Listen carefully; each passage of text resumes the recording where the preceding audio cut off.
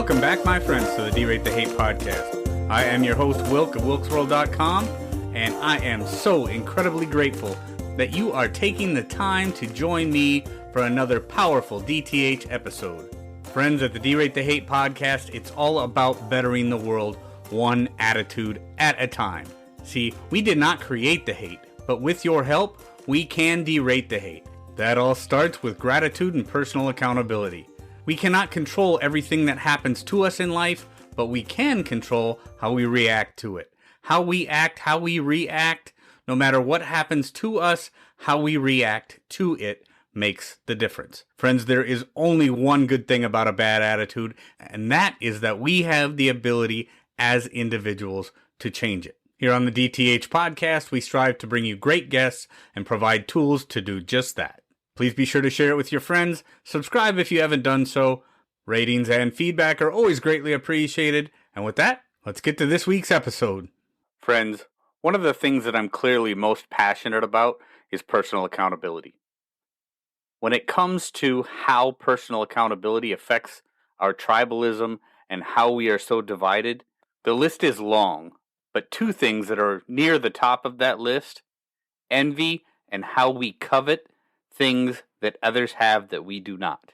Envy and coveting what others have can lead to a range of personal and societal problems. On an individual level, these emotions can breed discontent, erode self-esteem, and foster negative comparisons. I've seen so often how this can result in unhappiness and a constant sense of inadequacy. At a societal level, envy often contributes to a culture of competition and materialism, driving people to prioritize material possessions over meaningful connections and personal growth. So often, my friends, these feelings of economic inequality have led to social divisions.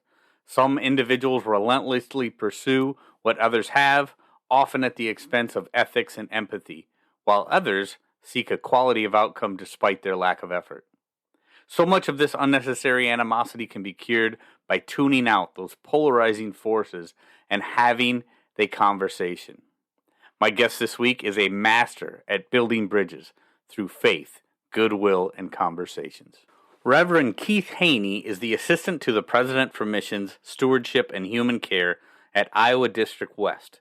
He is also a published author and podcast host of both the Becoming Bridge Builders podcast, which I was honored to be a guest on back in May of 2023, and the From Mess to Miracle podcast.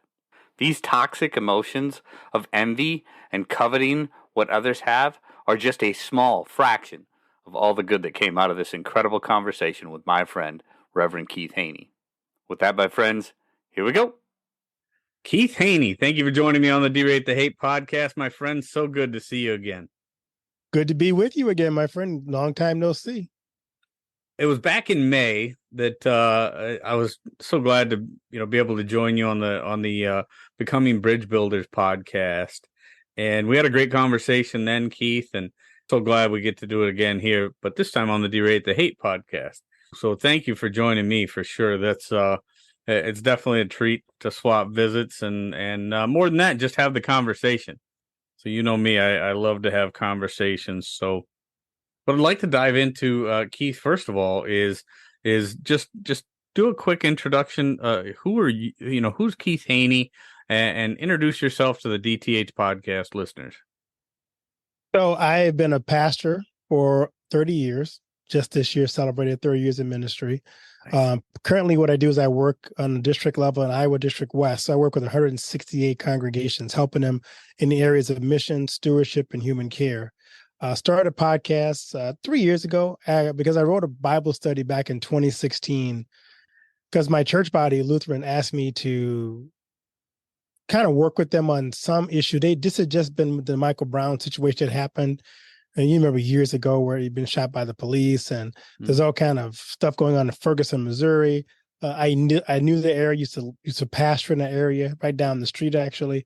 So he said, hey, would you come alongside us and kind of help us talk about this difficult issue? So I wrote a Bible study to talk about that for the church to really figure out how do we deal with race in America. And so that started me down the path of doing a podcast, because the Bible study is kind of it's a as a time sensitive thing, but I want to keep the conversation going. And so I think it's important for us, and you talk about it too. We can't really move beyond our problems if we don't have conversations. So I wanted to invite people on my podcast to have conversations about difficult topics, current topics. I just did a podcast today on affirmative action with somebody. What does that mean now? Supreme Court rule what they ruled? Do we still need affirmative action? So just those kind of things we talk about in the podcast. So that's kind of what I do, who I am. Yeah, man, that's great. And the podcasting thing, that's obviously how you and I became familiar with each other, Keith. And one of the things that stood out right away to me about, the Becoming Bridge Builders podcast is, you talk about, what is the life that you want to live? What is the person that you want to be? How do you build that bridge between where you are now and where you want to be? And that is so important. We talk about bridging the divide in the organization that I do so much work with, Braver Angels. We talk about bridging the divide between people. People of differing mindsets and things. And I know that's something that you talk about a lot too. But I think it's also very important, talking about how do we bridge that divide between where we are today and where we want to be as an individual. Personal accountability is something that I talk so much about that. So talk to me, kind of talk me through that, Keith. How did that thing kind of start for you when you talk about bridging not only the divide between you and other people, but you and the person that you want to be? You got to start with your personal accountability. If you don't, then it's so easy to blame someone else for your situation or someone else for the way you feel. And we love the blame game because it takes the onus off of us to have to deal with our own issues. So, I'll have guests on sometime who want to come on and just kind of yell at somebody. And I put it back on them and say, okay, what are you going to do to solve the problem? I mean, you can be mad at the other side that you're angry with, but what's the solution? Because if we're not talking about solutions that you're coming up with, then we're just yelling at each other. When you do that, you make people actually stop and think about what can we do to fix it. First of all, it kind of lowers the temperature in the room. Mm-hmm. And then they have to actually stop and begin to reflect and, introspectively go, I don't know how it would solve it. Like, well, if you can't figure out a solution, you're expecting someone else outside of you to do that. It's kind of unrealistic. And so people start to realize that I got to be part of the solution. Otherwise, as somebody said, I'm part of the problem. So when we're introspective and think about the inner us, how do we fix the inner us? And for me, that all comes down to the center of who I am, which is my faith. If I don't come at it from a faith perspective, then I come at it from a human perspective, and that never turns out well. You have to realize that for me, what would God have me do? What has God created me to be? What unique gifts do I bring to a discussion? And I ask the same thing on my guests. What unique way God created you that you have something unique to offer to this conversation? Because once we begin to unpack all that for each other, I think we begin to see each other differently. One of my guests once said, that was the funniest thing. Ask yourself, the person you're really upset with, the question, if your child was in a burning car, would that person do everything possible to save your child in a burning car? And most time you can say, yes, I think that person would probably do that. Then they're not as bad as you think they are. And it's a phenomenal way to look at things. I mean, yeah. I mean, really, it definitely puts things into perspective when you're trying to humanize somebody that you've, and this is something that comes up so often on my podcast. How do we humanize those that we disagree with? How do we humanize those that we have classified as evil and made a monster out of them in our mind?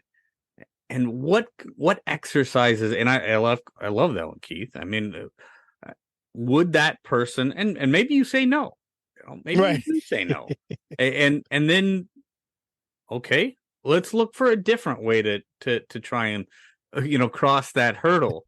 But that one right there, that is a great starting point for people. And then, I want to go back to Keith, what you said about introspection and always casting blame on others for our problems. And and people say, "Oh, you made me so mad." Well, yes, they may have done something that agitated you, that worked on your emotions, that tripped you up in some way. But really, when I think about things, and I talk about it in my intro, I talk about it in almost every conversation I have, whether it be in business, in my relationships, with friends or family, whether it's just a general coaching session I have with somebody and I'm giving advice. Why do we want to give somebody else all that power over us? Why do we want to give them the power to make us mad? Why do we want to allow what they have done, what we have no control over, what somebody else has done, to now trip us up? And now we've allowed our emotions to control our actions. And we, as individuals, have now made that situation worse. We have an absolute responsibility, Keith, don't we, to control how we react to situations that are outside of our control. I also don't want to admit oftentimes that we get mad because someone either saw something in us that we didn't want them to see. And oftentimes it's shame. So you get really angry when someone points out something about yourself that makes you feel shame. And so you fire back because it's not that you made me mad, but you saw something in me that I want you to see. Maybe it's a weakness. Maybe it's something that I'm terribly afraid of or ashamed of, fearful of, and you've invoked some emotion in me, and that's what I'm reacting to. We forget sometimes that they didn't make you mad; they just touched off something inside of you you don't want people to see. Oh, that's right. That is absolutely right. So the Bridge Build or Becoming Bridge Builders podcast is just part of the multifaceted thing you have going on. I mean, obviously, I know you're a pastor. You've got the Becoming Bridge Builders podcast, and then you've also got the Mess to Miracle podcast that I recently became familiar with. Keith, talk to me about that one. How is that one different than the Becoming Bridge Builders podcast? Well, that was kind of evolved. It started out actually being Faith in a Republic. I wanted a podcast where I could talk about, because I think we've lost sight of, there's so many powerful stories in our history of how people have overcome huge obstacles in their life and their faith guided them through it. But it became Mess to Miracle because it's kind of the same idea that all of us start out in the same place. We're this huge mess that because of the miracle of God's grace, we've become something that God wants us to be. So I invite on my podcast a lot of authors, a lot of time first-time Christian authors, talk about their story. And so I've run across some really cool people who've written books about their life experience. And it's been fun to kind of give those authors a chance to get their voice out there. Because once you're an author, people pretty much ignore you. It's hard to get your work out. So I said, here's my chance to kind of pour into people and let them tell their story, why they wrote that book, what they hope people get out when they read it, and kind of share that gift that they got to the world. So. No, that's very cool. And giving those people a voice, you're right, because a lot of times these things, people pour their heart, their soul into it. They're pouring out what they've experienced and everything else. If it doesn't gain any traction, if it doesn't gain any legs, and nobody reads it. But again, I go back to what I said before, Keith, and that's that so many people have these stories that are so important, whether it be me with the derate the hate and trying to turn down that toxicity that we see out there, or me with the work that I do with Braver Angels and trying to bridge that divide in this very polarized world, or you with becoming bridge builders and how we do it. What is just take me back to a guest that really just blew your mind, Keith, because I can think of so many guests that I've had on my podcast that have been so great. And I sit back after that conversation, or I sit back and say, wow, I have been put in a position by God to put this message out there. And it leaves me in awe that I've been honored in such a way. So talk to me about a time, Keith, when that has happened for you, and who was that guest? What was that message? And how did you feel after being a part of putting it out there? So there are a couple, but the one that comes to mind right away is this was a lady who reached out to me right after the Roe v. Wade decision came down from the Supreme Court. And she was a Catholic person who wanted to come on and talk about reproductive justice. And I'm like, tell me more. Because as a Christian who believes in life and values life, I'm like, what are we going to talk about?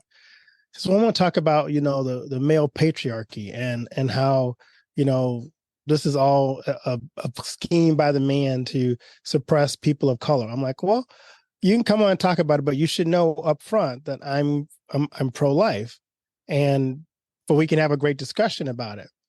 And so I did all my homework and prepared for it and sent her questions ahead of time. And she came on, and it was funny because she really hadn't thought through her argument of why she believed what she believed. And so I challenged her thoughts about, the reason why the abortion is being pushed on people of color is because of male patriarchy and white supremacy. And I said, okay, I'm a little confused by your reasoning. Why would white supremacists want more Black babies?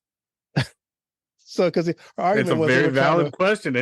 It's one that I've asked, because I've heard people say that same thing. Well, so why would would they be for abortion? Not because she's saying they're making these women carry babies to term. Like, that doesn't make any sense. Why would they want more of them if they're against it? And she said, well, it's because of the male patriarchy. I'm like, well, that doesn't make sense. And why would they put more abortion clinics in Black neighborhoods than anywhere else if they were trying to make women have babies? It's like your reasoning doesn't line up. And so we got done and we had a 45-minute conversation. At the end, she said, I should do more homework. You came really prepared and I didn't. But she thanked me for being on the podcast to be able to express her views. And it was good because we had this conversation on two very different perspectives. And I got a chance to really kind of challenge her talking points and say, your talking points don't make sense. Your rationale doesn't add up. You need to go back and do more research because you're really not understanding the 2 points you're trying to make. And so it was fascinating to kind of have that conversation with her. Mm-hmm. Yeah, I can imagine. And I've had plenty of conversations like that myself where I don't aim to change anybody's mind anymore. I really, my thing now is more about really just, I'm not going to tell people what to think.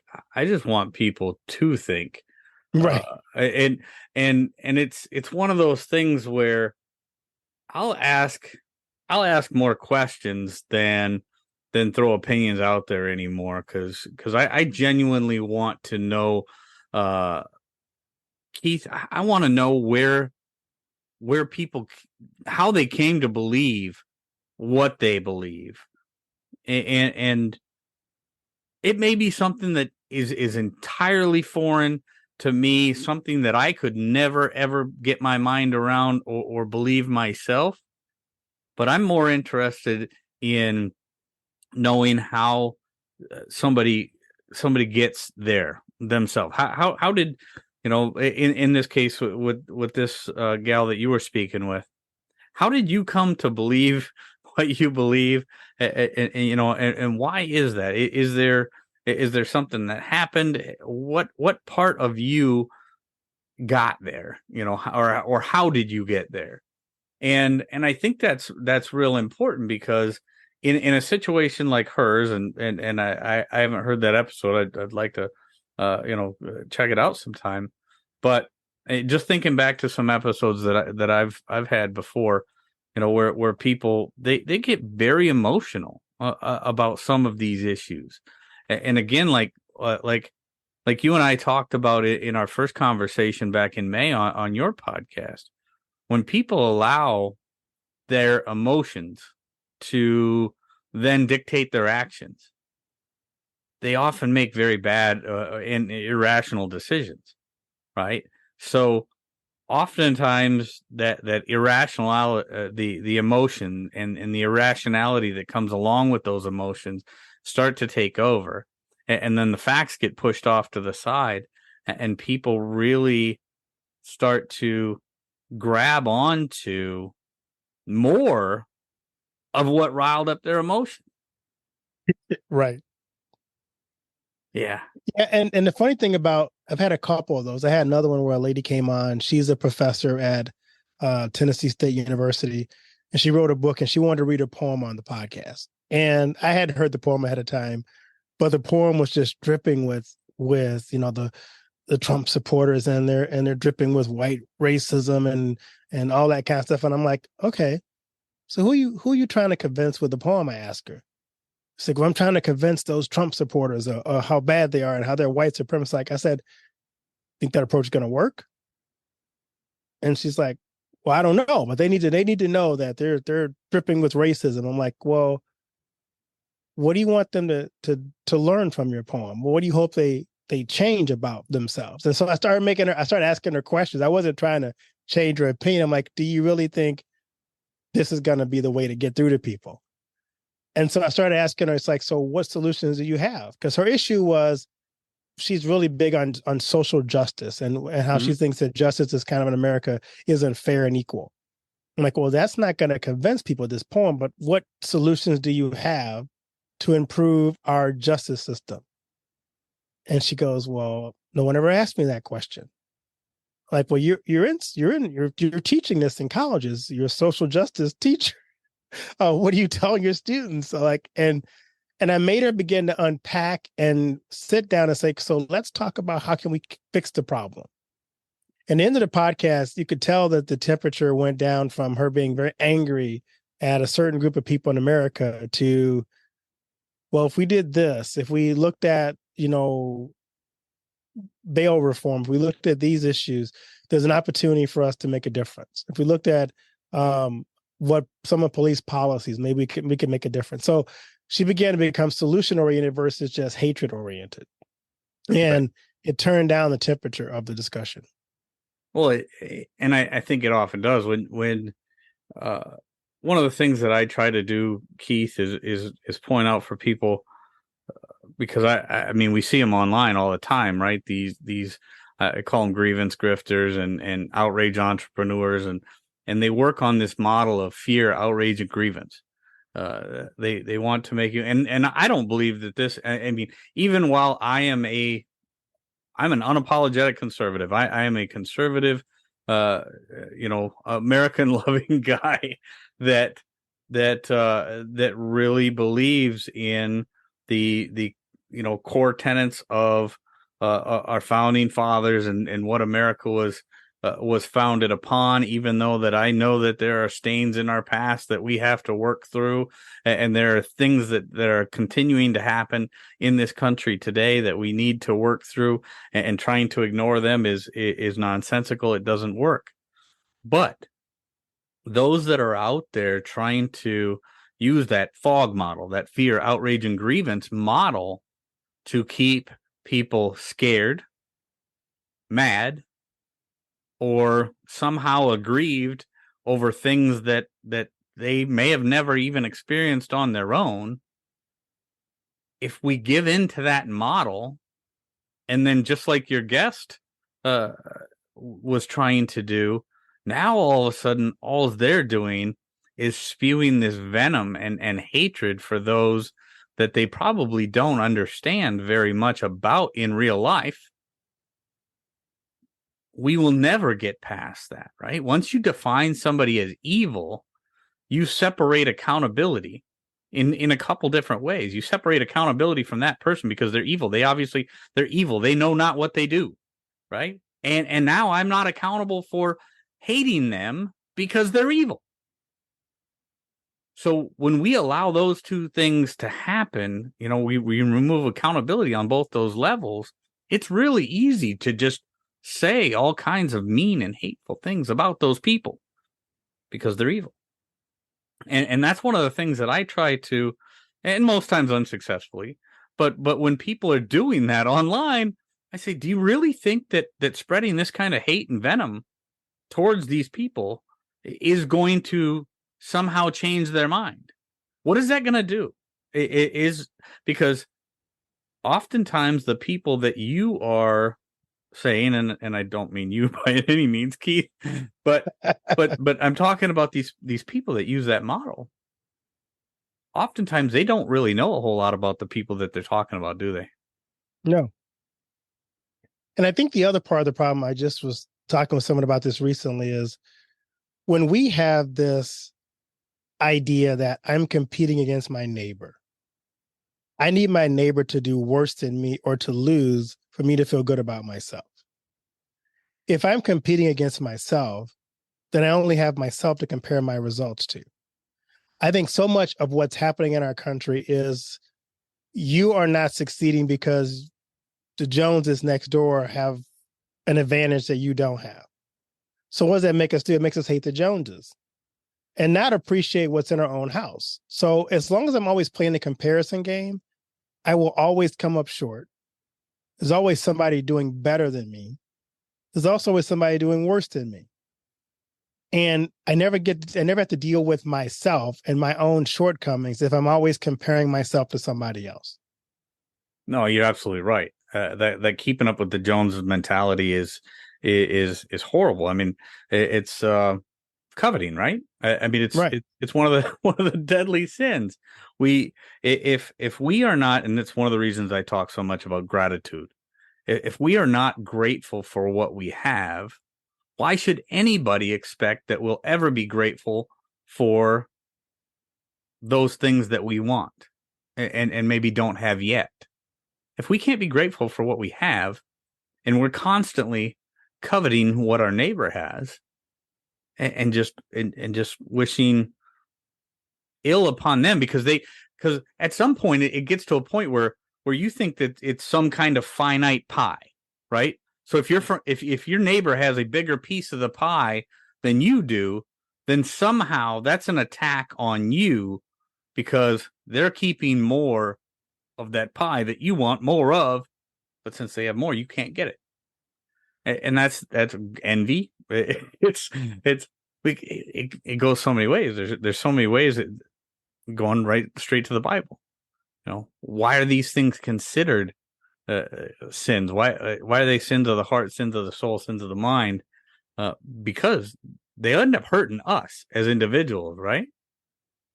And the things we're coveting puts us in direct conflict with God, because we're basically telling God, you didn't give me enough stuff, God. So somehow you're deficient. It makes us resentful of God, who's given us everything. Because if I'm always comparing myself to why'd you give that person more, God might say because that person's a better steward than you are. That's why they have more than you do, or you have different than you do. And again, it goes back to you have what you can manage. You don't get more than you can manage. So if you don't have more, it's because you can't manage what you have already. So why would God give you more? Well, that's right. And it makes so much sense. And that's one of those things, Keith, that I don't think people really, sit back and think about. And that's where, it does come to that personal accountability thing, right back full circle to personal accountability. And, whatever skill set that I have, whatever ability that I've been able to muster, and there's, I'll use an example, right? As I was growing up, I was absolutely horrible at sports. I mean, I'm not very coordinated. I don't, I just, I don't have like an athletic build. I could not excel at sports the way that others could. And that was something that bugged me. But you know what else I figured out as I got older? A lot of that had to do with the fact that I didn't put in the same amount of effort that other people did. It's part of, there's no doubt part of it was genetics, but part of it was the effort that I was willing to put in. And there's so much of that happens today where, people envy what a certain athlete may have, or people envy and covet what some CEO has of some company and whatever. And don't get me wrong, there is certain mismatches when it comes to the amount of income one earns for what people find to be maybe a trivial skill set. But the reality is this. There are others that have more talent than we do. We have to accept that. It's something that's outside of our control. There are others that have a greater drive than we do. They are willing to put in more of an effort. Just like me when I was growing up. I didn't want to put in the effort that it took to be a great athlete. That was on me. As a kid, I didn't want to accept that. But as an adult, I realized that's one of the lessons that I've talked about many, many times. You know, some people are smarter than others. We just have to accept that. It's things that are outside of our control. Not everybody is on an equal footing when it comes to the amount of brain power we have, right? So Right. So the reality is we as individuals need to accept that there are plenty of things outside of our control. There are things that we have been blessed with, and there are things that we have not been blessed with. And there is an ultimate plan, and I believe, in our Creator's ultimate plan for each one of us and how that's going to work.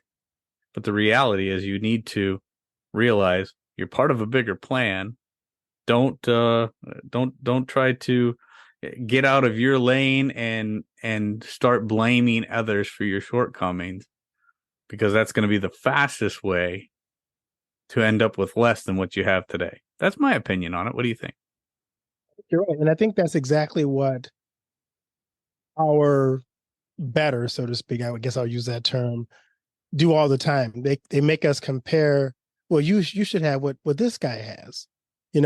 Equity says that you should all have the same thing. Well, no, I didn't work for it as hard as he did, or I don't have the same skills.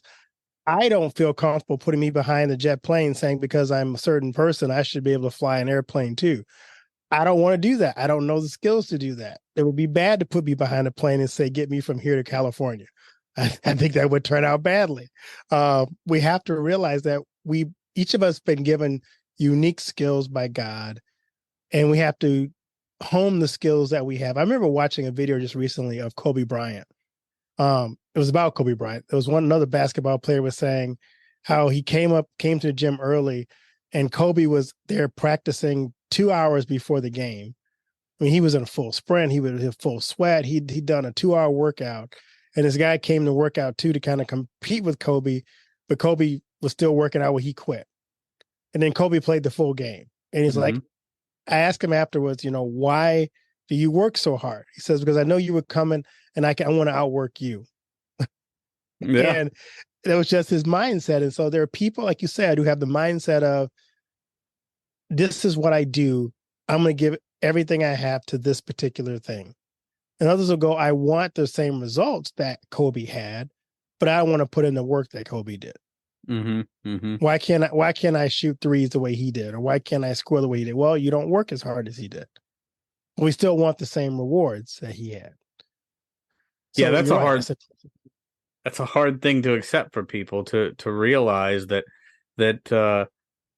there's exceptions to every rule, but the vast majority of the time in situations in this world, the reason that many people have more than other people is because they put in more work, they put in more effort, they sure, they may have been blessed with more talent and more physical ability or whatever when it comes to those in sports, but the reality is we have to go back to that personal accountability thing and say, okay, what can I do to make my life better? I may not become a millionaire by tossing a ball or doing this, but what can I do today to make my life better? And instead of blaming somebody else for those things which I can't have or don't have, what can I do today to actively work towards that without trying to tear somebody else down, believing that somehow that's going to make my life better? Right. And it never does. Whereas if you can cheer for your neighbor and you can cheer for yourself, you can be content in whatever situation you're in, because it's not about your neighbor. It's about your individual place in the world. That's right. Wishing for the success of others is certainly it brings a piece of gratification to each of our own lives that I don't think people often realize. You can look at many of these folks on, whether it be in the media or online or wherever, those folks that believe they need to tear others down to somehow build themselves up. They're not happy people. They're just not happy people, right? And it's those people who are trying to build others up, trying to provide a platform for others to get their message out there, that you see with a smile on their face, that you see with a full heart, that see often just beaming with light, because they know that pie is not finite, that pie is infinite. And the more we try to build others up, the more we will ultimately build ourselves up and make the world a better place. Exactly. And that's really what it's about. It's about, we all win when we in this, realize that we all have a special place in this world and no one can take that away from us. That's absolutely right. Well, Keith, it's been an incredible conversation. It went very fast. and it went in many different directions. Imagine that. I mean, when you do stuff like this, and like I told you before, I love just having the conversation. It's not really about an interview for me. It's having a conversation with a good friend and just seeing where it goes. And each time we get to speak, Keith, it's a real treat for me. And I definitely look forward to more conversations with you. I just want to encourage everybody, check out the From Mess to Miracle podcast and the Becoming Bridge Builders podcast, because if you want to get to know somebody who genuinely wants to make the world a better place, Keith Haney is the guy to do it. Keith, I'm going to give you the last word. What do you got for the DTH listeners to wrap us up today? I just want people to realize that if you want to make a difference in the world, it starts with you. Somebody once said, the hero we're looking for is ourselves. We're the ones who can really begin to shift and change the culture around us by us not accepting what's being forced on us by others outside of us. We have to begin to learn to, like you say, live in the gratitude that we have. If we are grateful people, we don't care what our neighbor does, what our neighbor has, whether he's successful or not. I can root and cheer you on because I am grateful and thankful for what God has given me. If we can just every day practice that attitude of gratitude, it will make our lives so much more meaningful and be able to kind of just enjoy the richness of what God has blessed us with. So cool, my friend. Great message, great podcast, and a great friend for a great conversation. Thank you so much, Keith. I do appreciate your time. Friends, if there's anything in this episode that provided exceptional value to you, please make sure to hit that share button. Share it with your friends, share it far and wide. And of course, if you haven't done so already, be sure to subscribe right from our website so you can get the D-Rate the Hate podcast sent to your email inbox every week. So this is Wilk wrapping up for the week, saying get out there, be kind to one another, be grateful for everything that you've got, and remember, it's up to you to make each and every day the day that you want it to be. If there is something that you would like to share with me, you can catch me on most social media platforms, or you can email me directly, wilk@wilksworld.com. With that, my friends, I am going to back on out of here, and we will catch you next week. Take care.